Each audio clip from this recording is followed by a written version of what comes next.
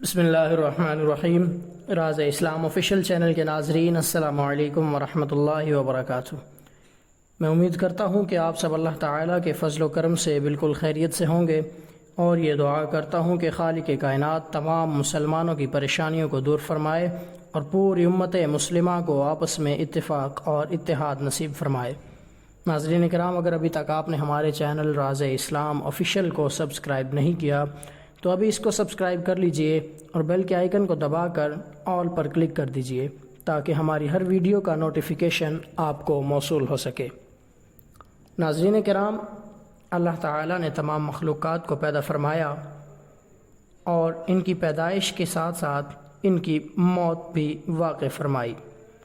ناظرین کرام، قرآن مجید میں اللہ تعالیٰ نے ارشاد فرمایا کہ کل نفس ذائقۃ الموت، کہ بے شک ہر نفس کو موت کا ذائقہ چکھنا ہے۔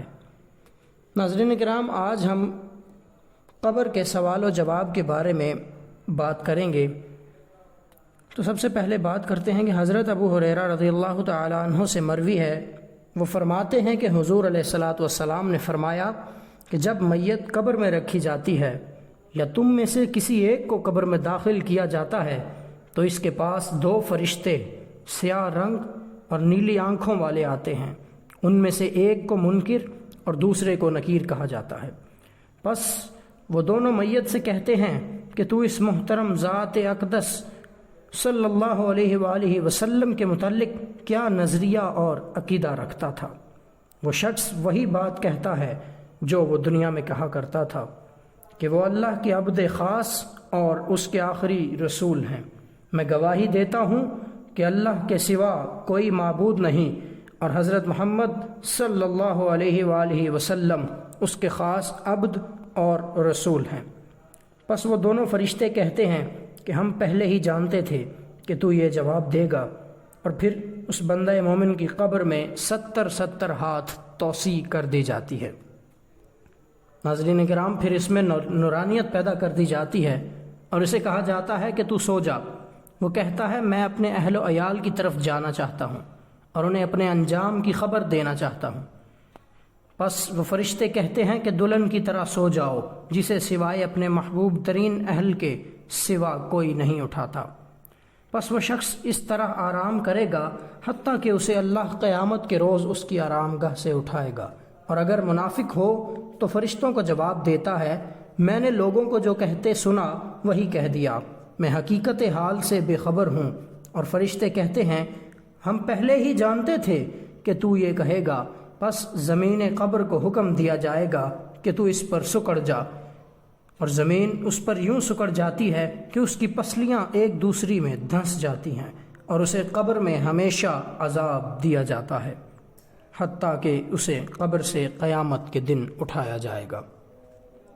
ناظرین کرام، میت کو دفنا دینے کے بعد مردے کے پاس دو فرشتے آتے ہیں، اسے بٹھاتے ہیں، پھر اسے کہتے ہیں تیرا رب کون ہے؟ وہ کہتا ہے میرا رب اللہ ہے۔ پھر وہ کہتے ہیں تیرا دین کیا ہے؟ وہ کہتا ہے میرا دین اسلام ہے۔ وہ کہتے ہیں کہ یہ صاحب کون ہیں جو تم میں بھیجے گئے ہیں؟ وہ کہتا ہے آپ رسول اللہ صلی اللہ علیہ وآلہ وسلم ہے۔ فرشتے کہتے ہیں تجھے کیسے معلوم ہوا؟ وہ کہتا ہے میں نے اللہ کی کتاب پڑھی، اس پر ایمان لایا، اسے سچا جانا۔ حدیث جریر میں ہے کہ اللہ تعالیٰ کا ارشاد ہے یثبت اللہ الذین آمنوا، الف لام خ، پھر دونوں متفق ہو گئے اور فرمایا پس آسمان سے پکارنے والا پکارتا ہے کہ میرا بندہ سچا ہے، لہٰذا اس کے لیے جنت کا بستر بچھا دو، اسے جنت کا لباس پہنا دو اور اس کی طرف جنت کا دروازہ کھول دو۔ تو پس اس کے لیے جنت کا دروازہ کھول دیا جاتا ہے، اور فرماتے ہیں کہ اس تک جنت کی ہوا آتی ہے اور جنت کی خوشبو آتی ہے، اور تا حد نظر قبر میں فراخی کر دی جاتی ہے۔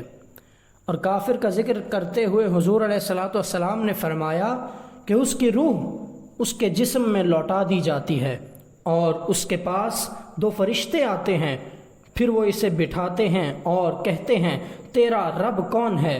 وہ کہتا ہے ہاں مجھے تو معلوم ہی نہیں۔ دونوں کہتے تیرا دین کیا ہے؟ وہ کہتا ہے مجھے تو معلوم ہی نہیں۔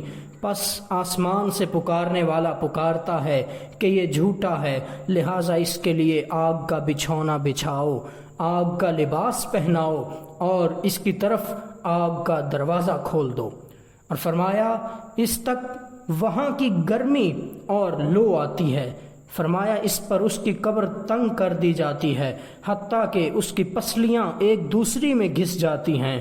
حدیث جریر میں یہ بھی ہے کہ اس پر ایک فرشتہ مقرر کر دیا جاتا ہے جو اندھا اور بہرا ہوتا ہے، اس کے پاس لوہے کا ایسا گرز ہوتا ہے جس کو اگر پہاڑ پر مارا جائے تو وہ ریزہ ریزہ ہو جائے، اور پھر وہ اس کی ایک چوٹ مارتا تو اس کی آواز کو جنوں اور انسانوں کے سوا مشرق و مغرب تک سب سنتے ہیں اور وہ آدمی مٹی ہو جاتا ہے، پھر دوبارہ اس میں روح لوٹا دی جاتی ہے اور پھر اسی عمل کو بار بار دہرایا جاتا ہے۔ اللہ اکبر۔ میں دعا کرتا ہوں کہ اللہ پاک تمام امت مسلمہ کی بخشش و مغفرت فرمائے اور موت کی تنگی و سختی سے تمام مسلمانوں کو محفوظ فرمائے اور تمام امت مسلمہ کا خاتمہ بالخیر ایمان پر فرمائے۔ ناظرین کرام، آپ کی خدمت میں ایک اور معلوماتی ویڈیو کے ساتھ حاضر ہوں گے، تب تک کے لیے دعاؤں میں یاد رکھیے، دوسروں کے لیے دعائیں کرتے رہا کریے۔ اجازت دیجیے، اللہ نگہبان۔